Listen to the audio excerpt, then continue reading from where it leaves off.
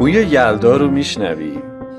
انتهای خیابان آذر باز هم قرار عاشقانه پاییز و زمستان است. قراری طولانی به بلندای یک شب عشق بازی برگ و برف. پاییز چمدان به دست ایستاده و عزم رفتن دارد. آسمان بغض کرده و میبارد. خدا هم میدونه عروس فصلها چقدر دوست داشتنیه. کاسه آب میریزم پشت پای پاییز و تمام میشود. پاییز، ای آبستن روزهای قشنگ، رفتنت به خیر، سفرت بی خطر.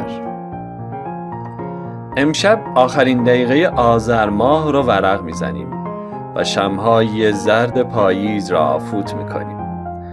شب آغاز زمستان است. چراغ خانه ها هنوز بیدارند و خانه نشینان گرد آتش گرم دوستی نشستند و خاطرات دیروز را پلک میزنند.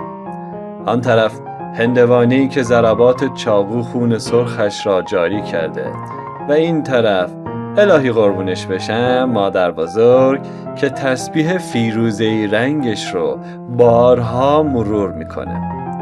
همه گرد هم اومدن و تا از روزهای خوب خدا سخن بگن و به بهانه یلدا، این طولانی ترین شب سال، فارغ از پیچ و خمهای زندگی، همدیگر رو به شنیدن خاطرات خوب مهمان میکنن. عمرتون 100 شب یلدا، دلتون قدر یه دنیا، توی این شبهای سرما یادتون همیشه با ما.